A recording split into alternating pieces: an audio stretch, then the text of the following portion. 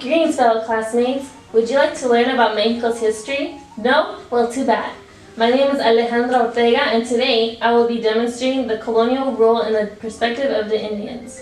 First, I will enlighten you about who were the Indians. Secondly, what was the encomienda system. Thirdly, I will discuss the repartimiento as well as the fate of the Indians. Please keep in mind that this video presentation will nearly only focus on the labor statutes practiced during the 15th and 18th century. Further information may be found in our class textbook on Chapter 4. Let's begin by exploring who were the Indians. The Indians were the inhabitants of the land. After the conquest, the Indians were remembered as the conquered individuals under Spanish rule. According to Russell, author of the Essential History of Mexico, indigenous people were considered as minors. This was due to the limitations inflicted on the Indians, including the purchase of land and the prohibit of certain clothing. These limitations and many more served of great importance in regards to how society viewed these individuals. In the images on the screen, these individuals were people of mixed race. Each scenario indicates different people. For example, español con india, mestizo. Now that you have a visual image of the Indians, let us move on to the labor systems. Beginning with the encomienda.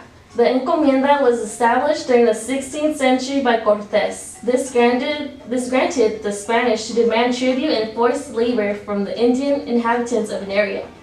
Tributes included clothing, food, and other invaluable products. In suit, the encomenderos, also known as Spaniards, practicing the grant, felt responsible for converting the Indians into Christianity. The first image presented to you deepens the concept of the encomienda. As stated by Russell, the encomenderos were often found abusing their power of authority as well as unable to fulfill their duties as the protector of the Indians.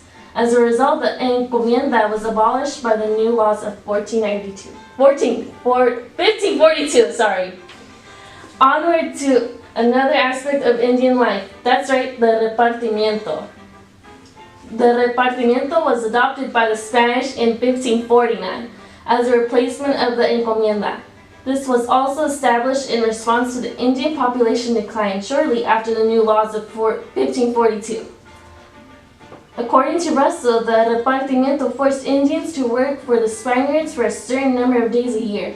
After one group of laborers fulfilled their obligations, they were returned to their village and then replaced. The repartimiento served as the main source of Indian labor during the 16th century.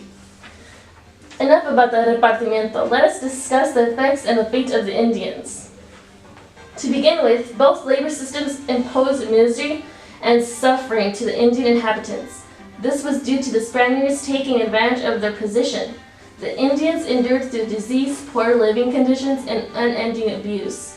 Although the intent of the encomienda was to reduce the demand of labor, its actions were mere enslavement. Many encomenderos avoided their obligations to instruct the Indians. As a result, the colonial society was involved in countless rebellions and revolts against the Spaniards. And this marks an end to my presentation. Gracias. Thank you for your cooperation. I leave you with a quote from the Greek philosopher Zeno of Citilium.